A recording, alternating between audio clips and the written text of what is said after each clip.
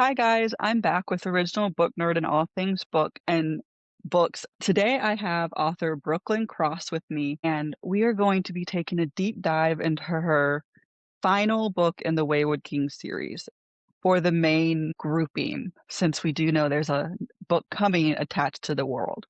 Yes. Brooklyn, how do you feel about being back with me today? I'm excited. I'm excited. We had a lot of fun last time, so this should We be good. did. And since all my theories have been exposed now since the books ended, I'm gonna have to think of some wild ones for Fool's Mate, which is the spin-off of other characters that we've met within Ren's world. Yeah, there's actually quite a few spin-offs. It's just that some of the other ones are going to be in like other series where this one is it's like its own standalone, still kind of part of Wayward, but not. Okay.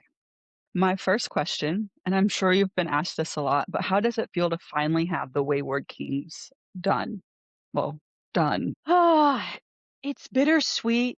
It really is. I love the characters, obviously, and spent the better part of 2.5 years with them writing them, because Disobedient Pawn came out in 2023, in July of 2023.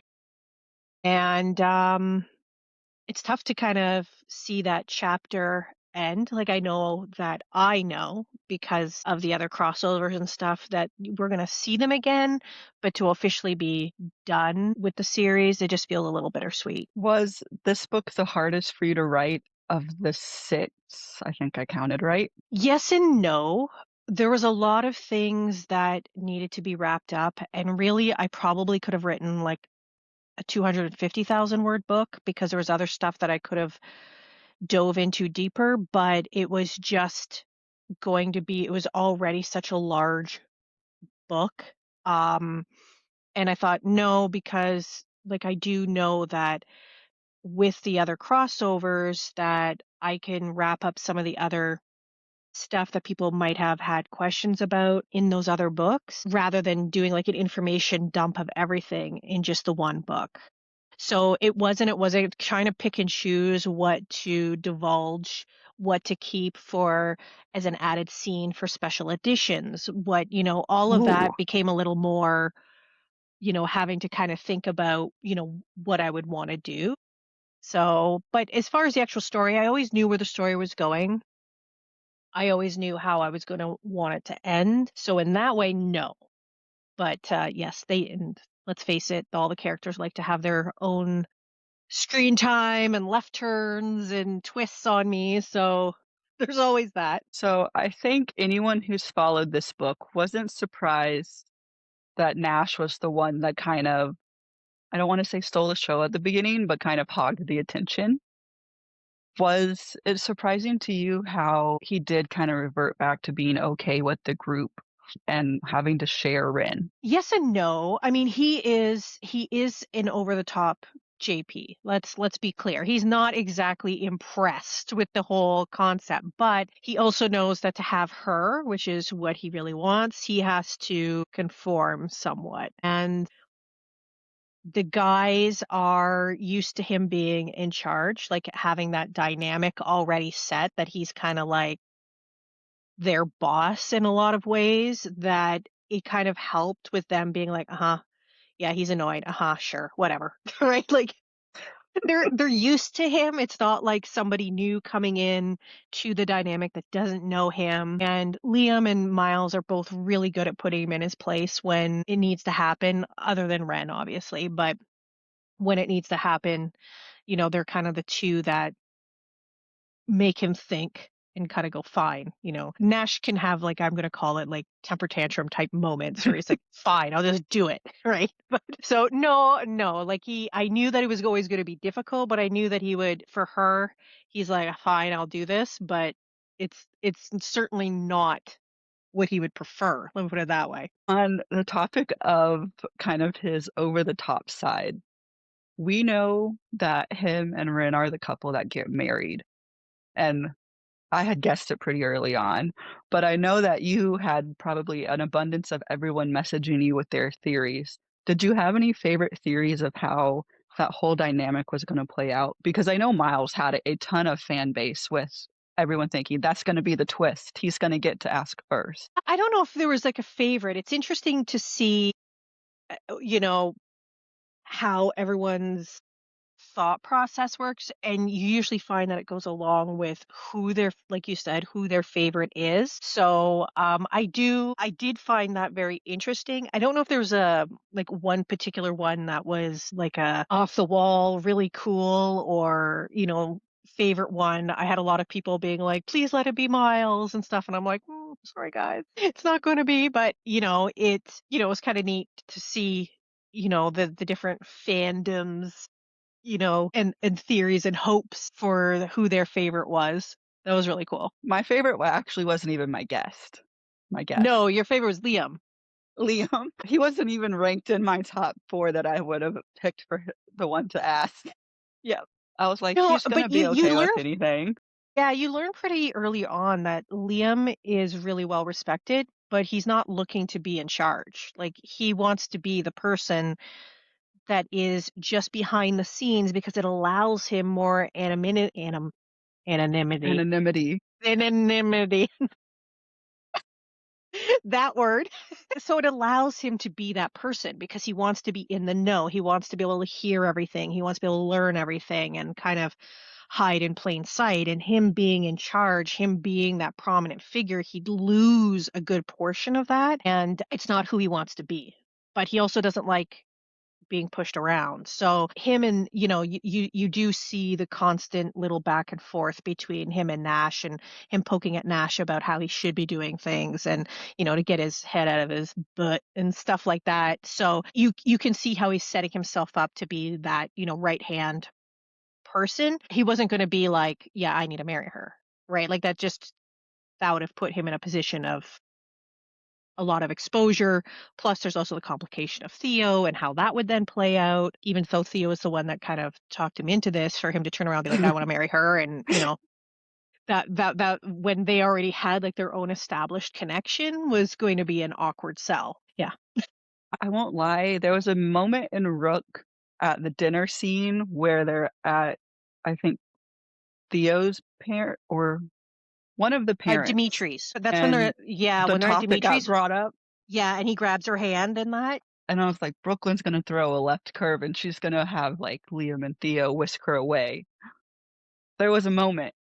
There was a Then I was moment. like, Yeah. I No, don't know if I." he's just really smart at picking up on stuff, and he knew that Dimitri was going to keep pushing and that a fight was going to break out. Like if you read that scene, you can really tell Mhm. that he's just like, I need to quell this, I need to stop this now before it gets any more hyped up. The tension was rising, and he's got enough of a pull that Dimitri would be like, okay, fine, I'll just back off. So yeah, that's There was a he's moment. very, very smart that way. Like Liam's always been that type of character, that he can read a room, that he can see and feel things as they're starting to get out of control, and knows how to handle people and stuff like that. So when he has moments that are very uncharacteristic for him, they're super shocking, right? Like they're not only to the reader, but even for himself. And there is a moment of that in Vex where he kind of like, There is. has one of those, and he's like, yeah, I need to, I mean, he has a couple of those moments getting on the same page as Theo where Red is concerned, and I mean, there's a few of those, but you really see where he kind of like, just kind of has a moment, and he's like, oh, I hadn't even, I need to think about this more before I should have said, or before I said something. None of them are perfect. And I do like that they're all imperfect characters. Um, there's a moment in Vex kind of towards the beginning where Blake confronts her. And it's the very emotional scene where pretty much everyone kind of has their own moment of, I didn't think I was doing it, without giving anything away. Well, I guess if you've read Volatile King, you kind of know the scene that's going to lead into this one. Was because that scene's written from Rin's point of view, and we don't get Theo's point of view right away about how the dynamic with his brother kind of has changed leading up to this. Was it difficult to have that scene, but also juggle all the characters and all their big personalities, but also have them, comfort Rin, but also Blake? Yes, all of them. It is a huge juggle, and like you literally could do every scene from two different POVs. But again, you have to kind of decide, like as I was going through, I had to decide what was most important in that moment, right? And knowing that Theo and Blake's relationship, showing how far they've come, I knew that it was going to be coming. So to show something prior to that scene that you're talking about in the very beginning Mhm. between Ren and Blake and him so emotional, I think it had more weight and gravity not knowing right then everything that had kind of like transpired and what they were going through. You're kind of left wondering and guessing and then seeing it later on rather than just kind of like it being, well, we're going to throw this at you now and then we're going to have this scene, and the scene's just not as impactful. Like, that hyped up emotion and being like, well, how dare he or how dare her, and like however your feelings landed on the situation felt heavier. So it is a juggling match about what emotions am I trying to, what do I want for the reader to feel in that moment? And is it worth putting something pre that when I know that something is coming post, if I that makes also sense? like it does, and I like how it was done because there's a comment later on that Nash makes asking Blake something, and it's one of those questions where I was like, "Oh my god, Nash, what's going on with you right now, man? What are these emotions you're showing us on the page?" Yes, And I think and Nash had a lot of growth in this book, but he really needed it.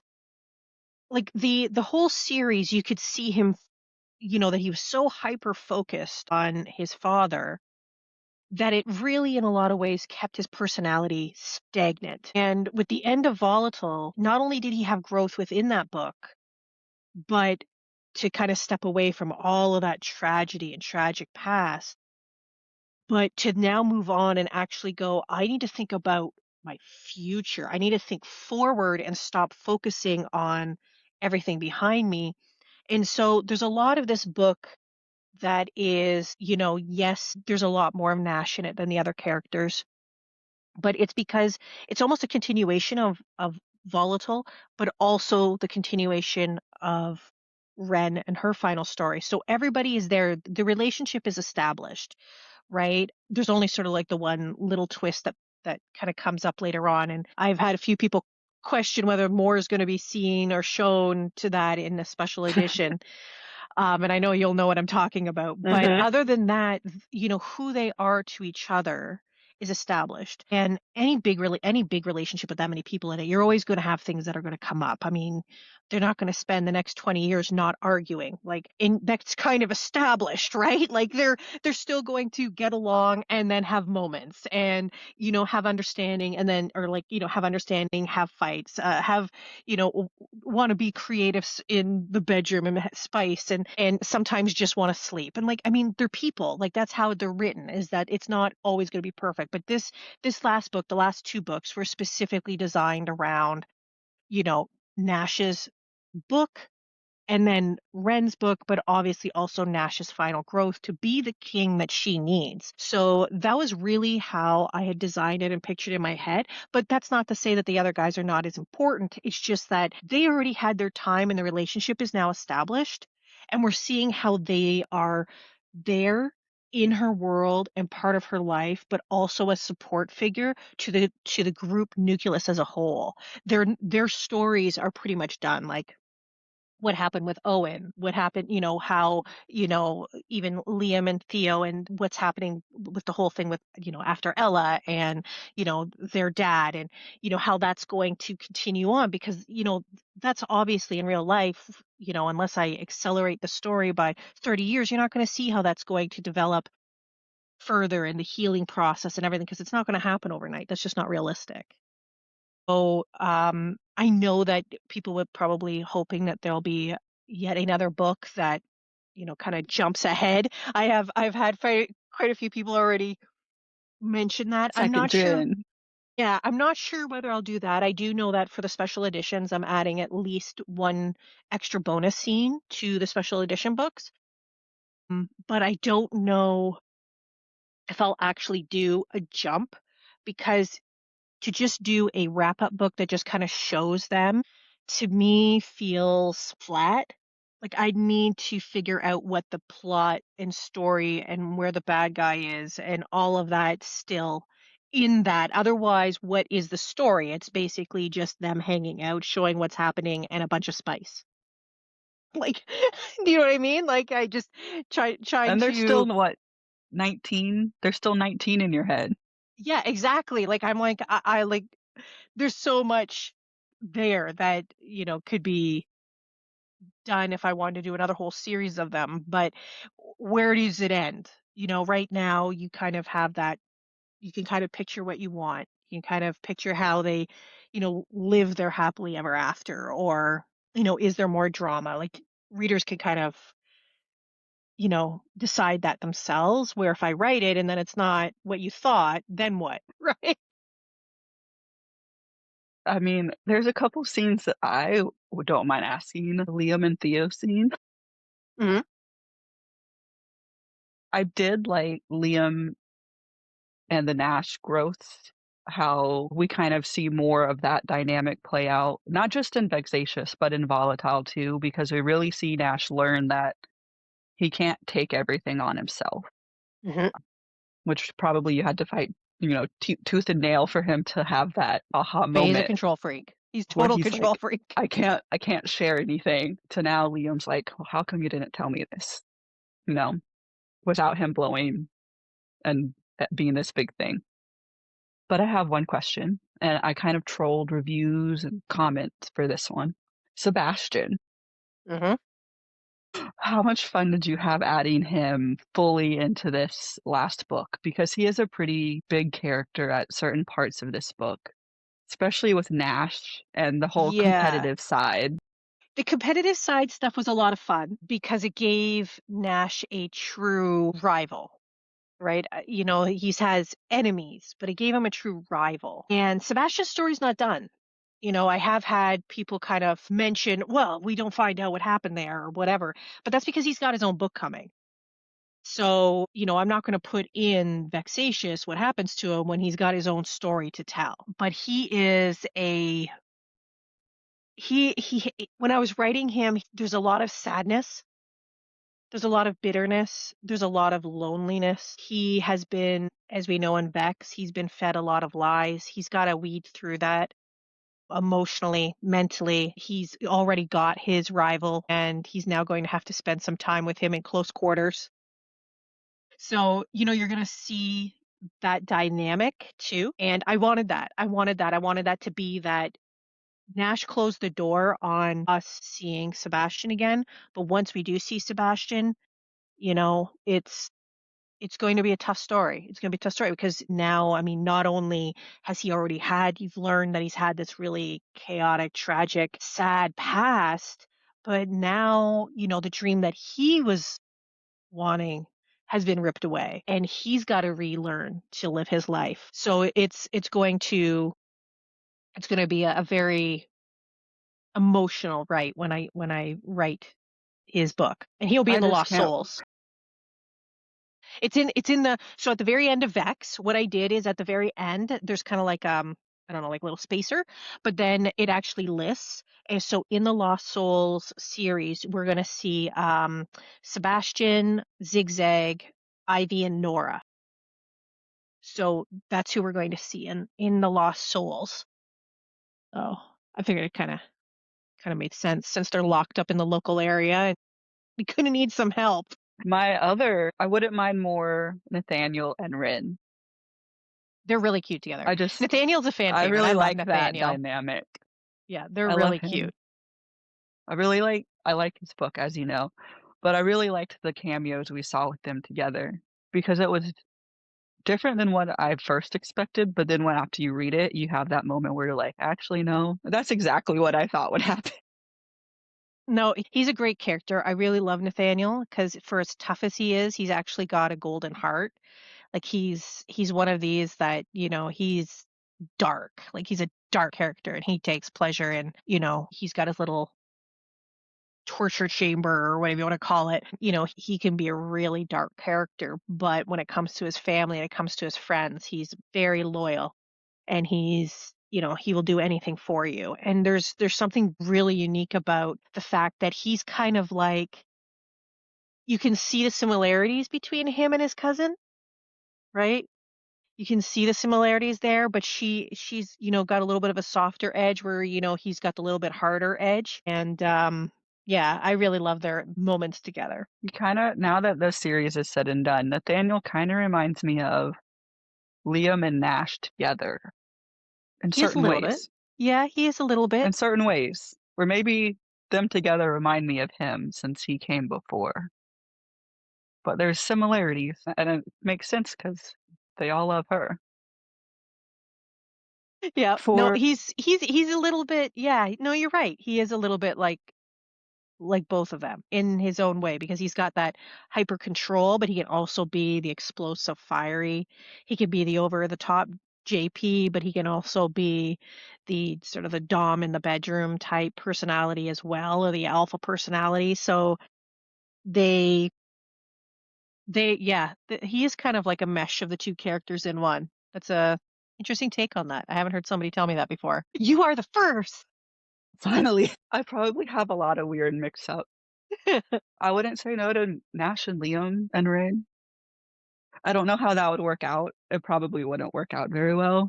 Yeah, well, and that was always the problem with just the three of them is you lose like how is Theo. Theo going to feel about it, right? And those are questions that I ask myself with every spice scene, right? And especially when you start getting into pair scenes and or group scenes is, they already have their dynamic. She is to them, she is their third. Liam has to be, he's got to kind of, suck something back too, not just Nash to do a group dynamic. So, and Unless especially he was the one controlling, he's usually the one that's controlling. but And not that's why doing that's why the group scene that they have, they actually put her in control after because they're like, if Liam takes control, Nash is going to be upset. If Nash takes, control, then Liam's going to be upset. So that was actually without it, being openly said to her, that was the compromise. We'll put her in control of what she wants. Right? Rather everything. yeah, and both of them have to kind of take a back seat to what would be their normal personality. That's their compromise. We'll both take a back seat.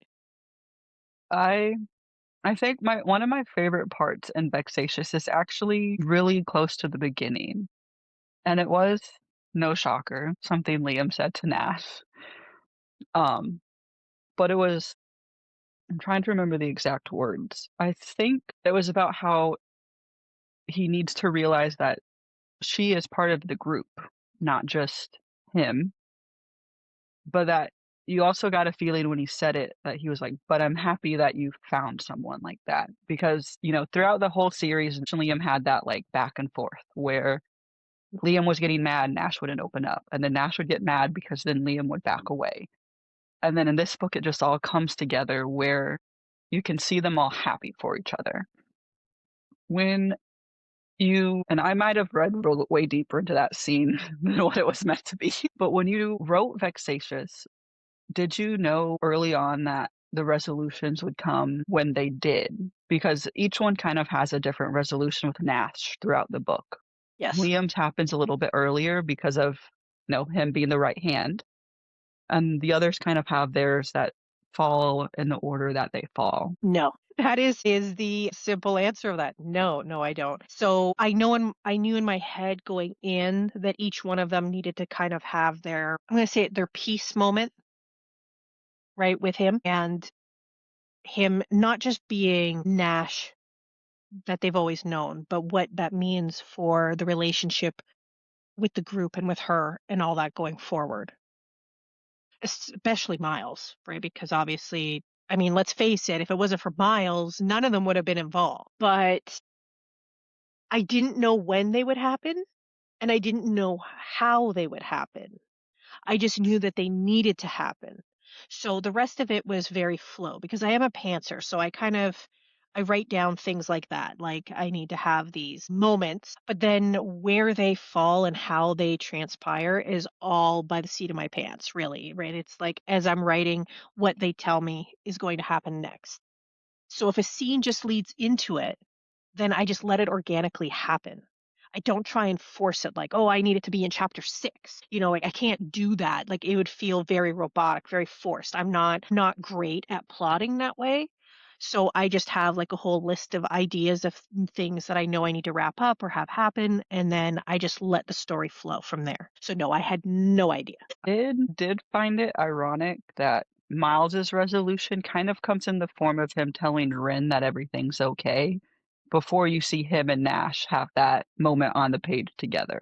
Because I always expected him to have the most like, "Oh my God, you betrayed me" reaction, which he kind of does, but he also kind of is like, "Well, I knew that it was gonna happen. I just didn't want to accept that it was gonna happen."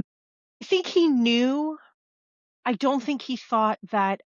So again, Nash's whole personality had been sort of a I'm in and I'm back out.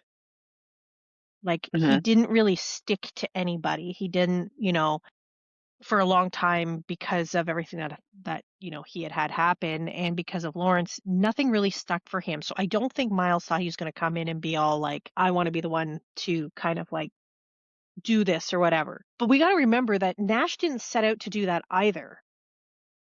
So, and this is why, when I explain to people that, you know, Queen's Gambit is where it is for a reason, it's so we can understand why once we get into Volatile and we realize that, over like when he left and he went away, he didn't know where he was going. He didn't know who he was meeting. He had no idea. He just had this, sort of note or whatever from Paul Henry that you want to go to Italy. Like he's really given no other instruction. He has no idea what he's doing when he gets there.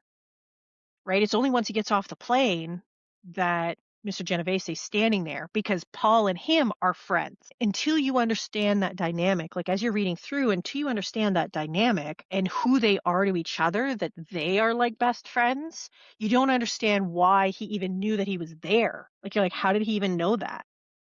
Right? So that's why that book is placed where it is, because it gives you all the background that you need to know. Like they've already been through Wayward. Like they know how this game is played. They've been playing it for a lot longer than this group that we're following. And there is a lot of dynamics that are pulling everybody in a lot of directions that have created alliances and enemies and everything else that are still playing out. And he didn't go there with the idea that I'm going to marry Ren. He had no idea. So it wasn't like he even planned that step, right? It was nicely placed in front of him. It was placed in front of him because at the end of the day, it was, I mean, Paul's sneaky. Paul knew that he was the leader of the group and that really he was the right choice and that it was somebody that Eddie could get behind. And with all the stuff that was being played out with Lawrence, there was no telling what he was going to do, and something needed to be done to protect her. So he did what he could. He kind of pointed him in the right direction and then backed away. And then he did the same thing with Eddie, point him in the right direction. But if they don't come to an agreement, he can't, it's not like he can, that's up to them. That's where you have a bit of that help, a little bit of fate, a little bit of circumstance, like there's a whole bunch of things that are kind of sprinkled in. But then Eddie's like, don't tell anyone, because really I want her to still choose you. This is just a safeguard.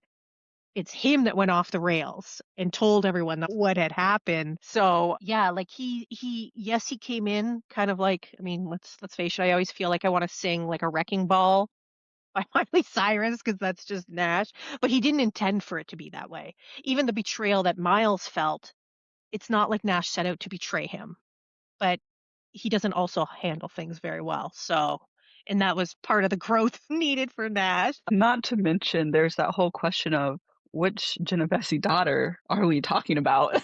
That too. Because That too. you strung us along. I I knew it was going to did. be Red. I I tried did. to tell everyone she's not going to be this mean to us. She might It be was mean in all the other ways, but you're not going to be that mean to us. actually, I believe it or not, I had thought out both lines and what that would mean and how they would play out. Because if it had been Vicky, then obviously there would have been a road for him to get out of it, to end up with the group, right? But it added another layer that I didn't want in the overall arch of Ren and Vicky's dynamic. Like for the guys and for Nash and her, it really would have been, I mean, yes, it would have been emotionally heartbreaking and him on the, you know, put him more in that, bad guy category where you want to really smack him around before you get to the end. But for her and Vicky, it would have shattered where I wanted them to head before we ever got there. And that created a split in the story that I didn't want to have happen. So I opted not to go that route and to go with one that you did see. But I did have play out both in my head and what that would mean for everybody's character arc, specifically obviously Ren and Nash. And it was the Ren arc that stopped it. It had nothing to do with Nash at all. It had to do with Ren because I really wanted it to be that at some point, at the end of Vex, we see that Vicky it's almost like they've swapped places. She's lost everything, right? She's become who she made fun of in a lot of ways, right? And that is a growth moment for her because that's what really Vicky needed. She's, as you've seen from Patricia, she's not exactly had the best role model on a consistent basis, and she is who she is because of that. And she needed a wake up call. And when her book comes out, you'll see that the growth of what has happened through her story not only has affected her and what she does in her book, but also that her and Ren, how their relationship develops. If I had done the arc where Nash had married her and then he had to get rid of her, it would have destroyed it like automatically. It would have cut Mhm. that arc off. And I didn't want that for the remaining books and stories going forward that were going to be kind of spidering out from the main group. That answer goes perfectly into my next one. As an author who has all these interconnected worlds and characters and all the cameos that we love to see in all the books, how do you keep it all organized? It's a And how do you really keep it from good going question. really crazy? It's a really, really good question. So I guess there's basically three things. The first thing I would say about 80% of it, it's all in my head. I've basically explained to people that my brain is like a really busy highway, like a really busy freeway at rush hour. That is that is kind of what it's like. And each one of the cars is a thought and it's a memory, it's a piece in time from a book, and it's all just kind of going like this all over the place all the time. So most of it's in my head.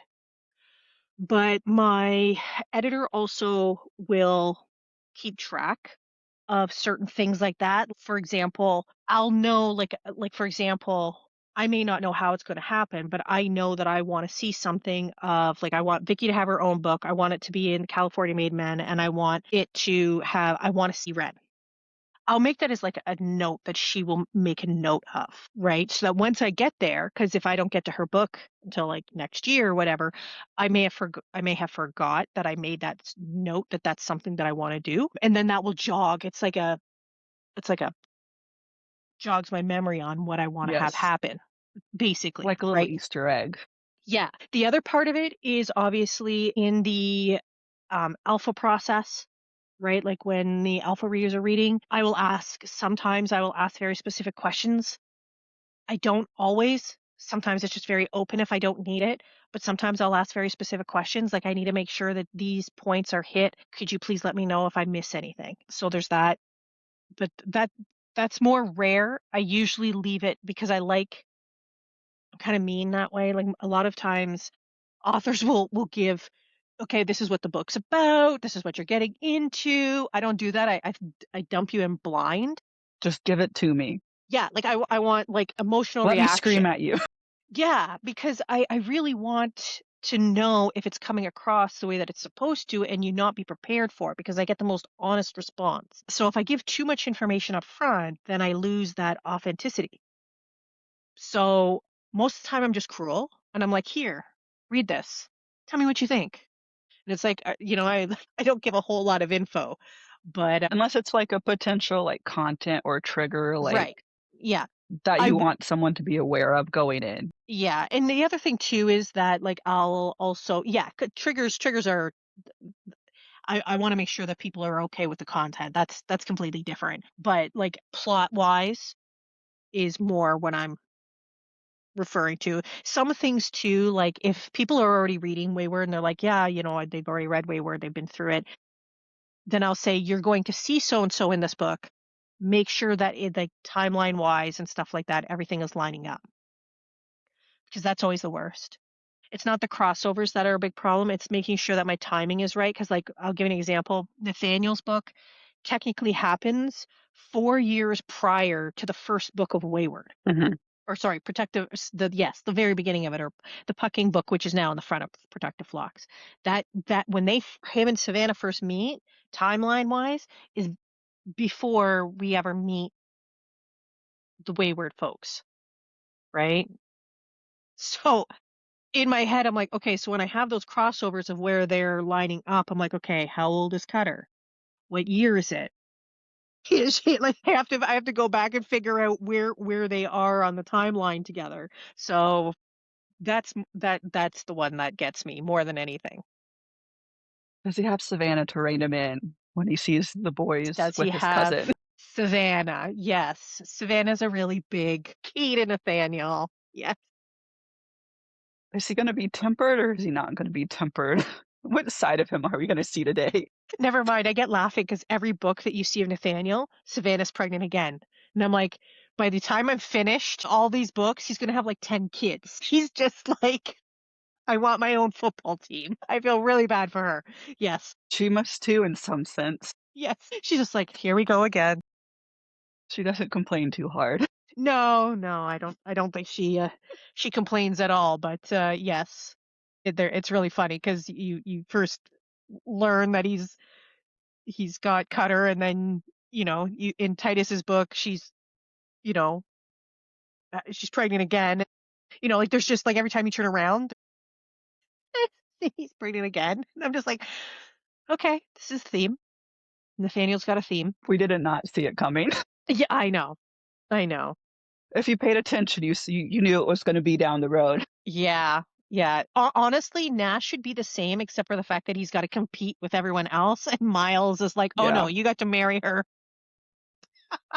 my turn next. Yeah, he's. I have visions of that turning pretty ugly between the two of them. And then lo and behold, it's Theo or Liam that gets it first. Probably it'll be like Blake or someone. They'll be like, what the heck? But yeah, Whoops. yeah, it'll be like everyone thought that like her first time was going to be with like Miles or whatever, and then who she actually ends up her first time with is no one saw that coming. No one saw that coming. I'm trying to remember now. It's been a minute, That was in and book each 3. That book's was in the fairly purple book. long.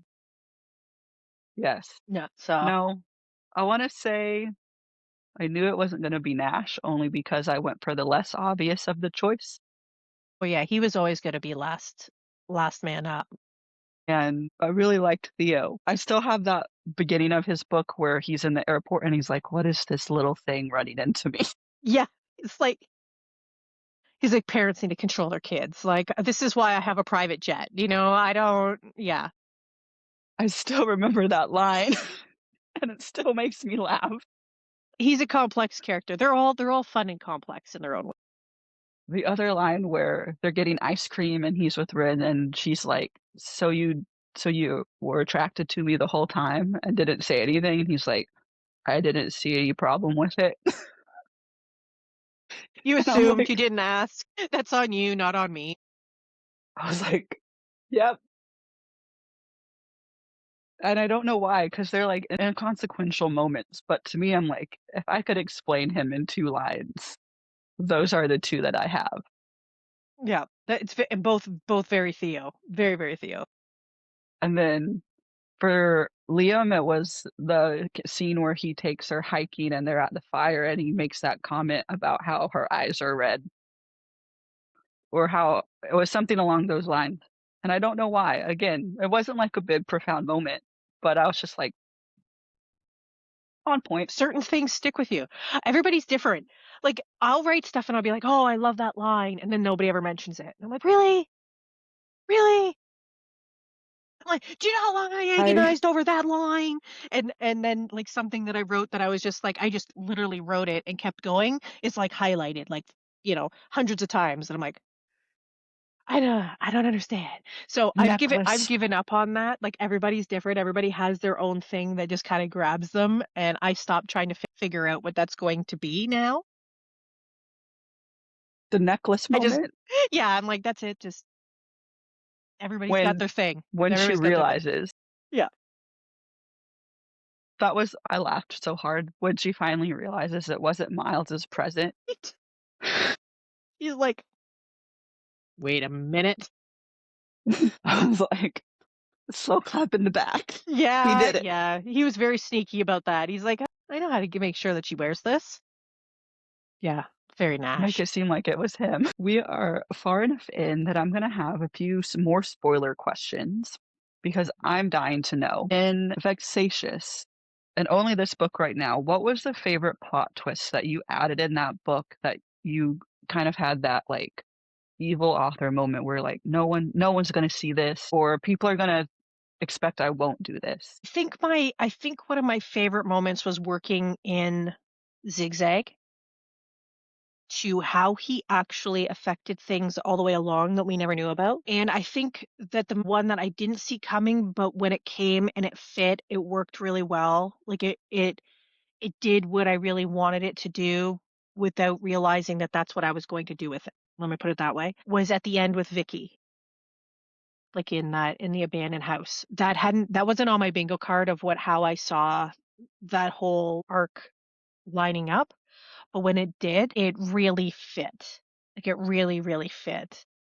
And I just thought, yeah, this is right. That this is that moment that they need to kind of have this literally life or death moment together. So I think those are the two. He was the most fun to talk to bring into it and finally let everybody kind of see the twist of what was going on. And then obviously, and I think this one has just been the one that makes me the most giddy is actually in the epilogue. And you get the little clip from Paul's POV. And you finally understand some of the inner workings of what really goes on and why it is that he's always in the know. I think that is probably I've been sitting on that for so long. So that was probably the most fun to add in. I will say the way Vicky ended was probably one of the biggest surprises to me because I really wanted to hate her, and I really didn't wanna give that up, and I had to at the end, and I She's a really very did it. I complex still question if character. I want to. Yeah, she's a complex character and it doesn't give her any right about how she treated Ren when Ren first arrived, but you can see it and you can understand that she recognized her as a threat.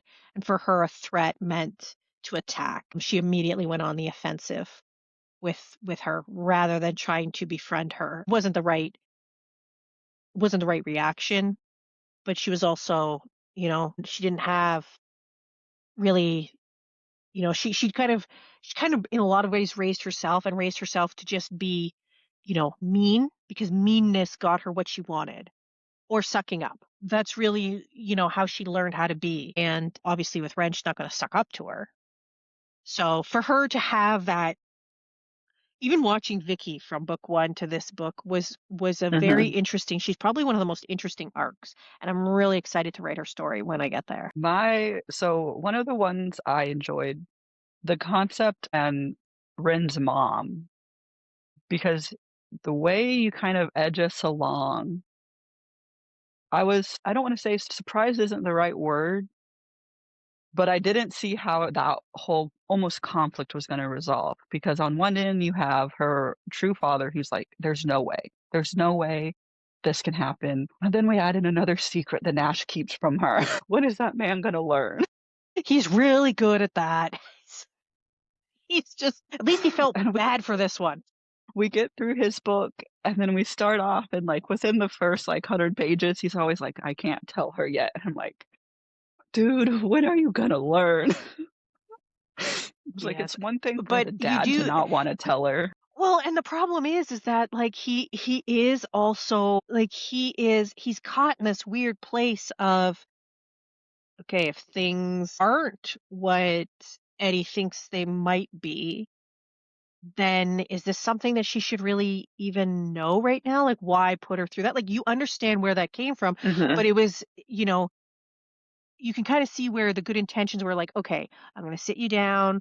Even Eddie's like, I'm going to sit you down. I'm going to tell you what's been going on, and then, of course, Uli kind of crashed through the door, and you have it all come to a head in a way that the guys were, they're trying to handle it gingerly because it is obviously a traumatic and upsetting thing for her. And then, good, I guess, that's one of those moments where it's like all good intentions, you know, are Yeah. paved with gold to hell kind of thing, because that is exactly what happened. They didn't intend to hurt her. It was all done with the best intentions, and yet it blew up in their face. I feel like if Nash takes the lead, it usually blows up in someone's face. Yeah, yeah, He's the definition of my good intentions pave the way to not so great action sometimes. yeah. Like they just end up taking a left turn somewhere. Yeah, that's poor Nash.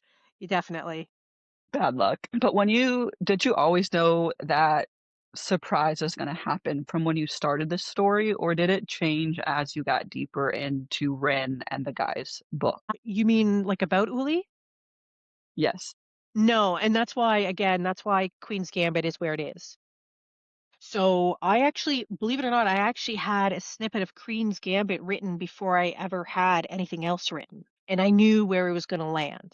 And I was like, I want this to be that we come along, we meet everybody, you've got all the mystery, you've got all of the what's going on and all of that. And then you kind of go, okay, let's have this moment where you go, where did this all start?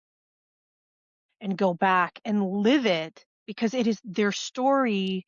Uli and Eddie's story is so heartfelt and so dynamic and so gut wrenching, and then continue the story on from there. If it had been put in the beginning, you'd lose all your mystery. If it's put at the end, well, now you know, and you don't have all the same impact. It needs to be like to have the impact emotionally for Ren and for them, you need it where it is. Like, yeah, you can read the story without it, but it doesn't have the same emotional impact without sitting down and kind of going, where did this whole war with Lawrence and Owen and Kristoff, where did it all start? How did it get going? So, because they're not just bad guys, they're bad guys that have been on the same plan for years, Long a time. long time, right? And how did that hatred start? Where so you kind of you go back and you see what they did and how it happened, and your heart breaks for them, and then you kind of move on from there and what's happened since, and why we when you started Disobedient Pawn, why you start where you start. It all kind of like a moment, but without it, you just kind of read along and you're like, okay, well, that was a great twist, but it doesn't have the same emotional impact. Mhm. At least that's how I I viewed it. I'm trying to remember. There are certain scenes in Volatile that I had the impact. I read so many books that I've read Queen's Gambit a handful of times because I had to go back and I had to go like, "Okay, I gotta piece everything together." Yeah. So there's moments where I was reading and I was like, "I gotta go back to book 1 now because I have to figure out where this is gonna take effect." Yep. So it took me a lot longer to read Queen's Gambit the first time, and then I had to read it. Yep. Yeah, But there's a I'm a lot of people different that skip reader. it. Like, I've seen that too, where there's people that skip it, and they're like, "I wish I hadn't skipped it." And they'll actually write the review saying, "I wish I hadn't skipped it. I had to go back and read it, and I wish I had read it in order." Because as soon as you see that it goes back in time, everyone thinks that it's a prequel, but it's not. It's meant to be Mhm. where it is, and for the emotional impact of the main group. Well, specifically Ren, but how it's going to affect the main group, and why certain things happen, and why certain information is given and not given, and why Paul acts the way that he does specifically with them. Like, there's reasonings that then you learn as you go. And yes, you could piece together yourself, but emotionally it just doesn't have the same impact. So I know Queen's Gambit is Ren's parents' story. Is there any plans to give us more from their point of view now that, everything's kind of been resolved? More where we see how that whole Cold War almost is gonna affect where they are at the end of, um, Vexatious Queen. Yes, but you're not gonna get it from their POV. So you'll see them.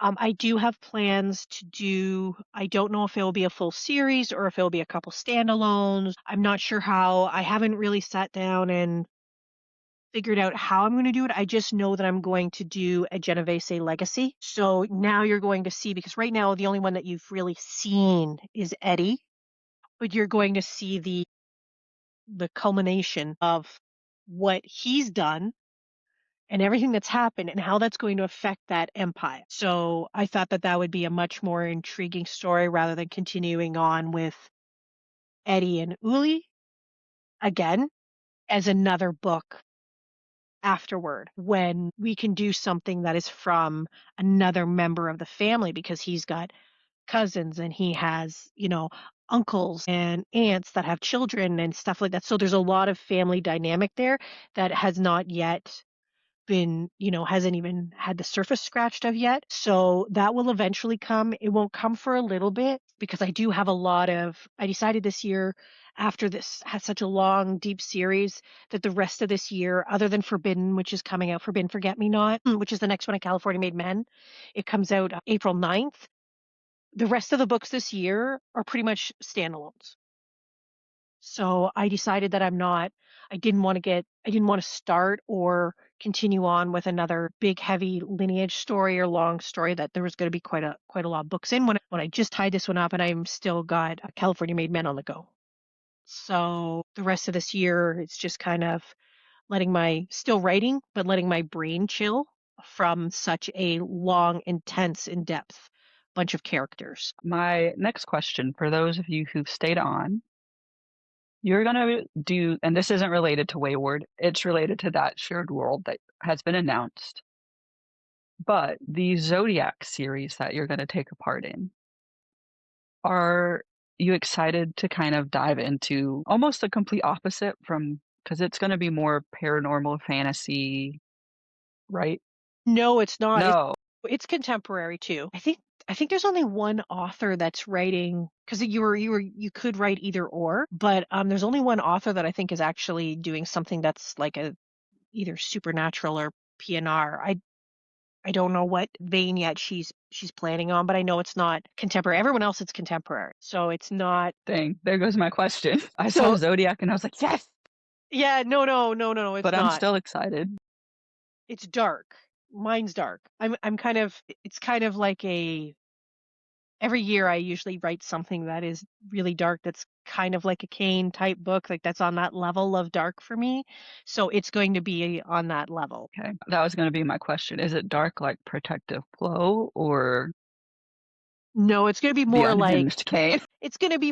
Kane, Bloody Quarter. It's going to be more to that vein where we've got the intense, crazy romance story. You've got the blood and mayhem and the off the wall stuff. 2 more questions before we go. Okay.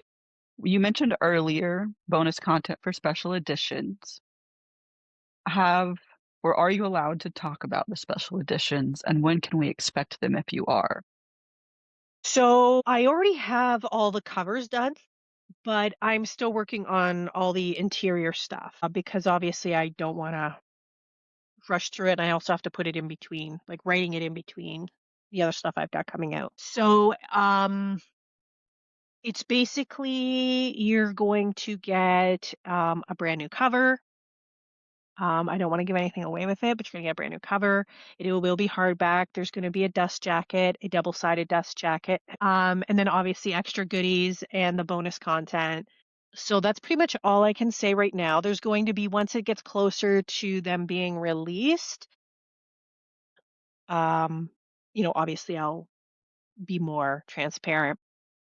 The first one, I think probably I'll have the first one up for pre-order I'm thinking like July. I don't know when it'll get shipped. So I don't know if it'll be like shipped like August or September. And I'm trying to space them out because I know that anything that's a special edition is not cheap. And to try and do 7 books is really expensive for anyone that's wanting to collect. So I had debated about just bringing them all out at once. And then I thought, I think that's going to be really hard for people to try and save up to purchase such a large edition in one go. So I'm going to try and space them out to make them more economical for people to purchase. But they'll all, like, it's not like they'll then change. It'll be the same. Like, I've already commissioned the whole series of covers and everything like that. Like, I've already got everything in the internal artwork and all that that's going to be new. But I don't want to like overwhelm everyone, I guess, and be like, here, buy 7 special editions, and sell a body part or something. I don't want to do that to people. My last question, where can readers see you this year and next early 2027? So I can't announce 2027 because they haven't announced. I know. So I might my hands are tied there. But this year I'm doing 3 signings. They're all in Ontario, Canada. So the first one that I'm at is Pages and Pleasures, which is Kitchener, Ontario. All of these are close to the border. Anyone that's looking to drive across the border, they're all like within a couple-hour drive from the border. The next one is in Toronto. So that's Love and Romance in Toronto. And then the last one I'm doing is, April is Pages and Pleasures. May is the one in Toronto. And then I'm doing Guelph, Ontario, which is right on Halloween. It's Halloween night. Yeah, so that one will be fun. That's And that is fun. Royal City. So that is the 3 that I'm doing this year. I'm just staying close to home. Everything for me then is like a couple hours drive. I'm not having to do a big flight or whatever. I did quite a bit of that the last couple years, and um, I don't mind it, but it is more stressful and it is more expensive. And I just wanted to kind of chill out this year. And yeah, so Like always, it's always fun to have Brooklyn on. We tried to keep this as spoiler free as possible, but I hope it encourages you to read the rest of her books, or Nathaniel's book at least. at least Nathaniel, I think protect the at flocks. least Nathaniel's Yeah. book, which I always You'll, pronounce if wrong. you It's like it not hot and Flo, it's spicy and Flopped. a little over the top JP going on there, Nathaniel fits the bill. If you like single dad romance, He's not single I dad. love that trope in, well, Secret surprise baby. child, Secret baby.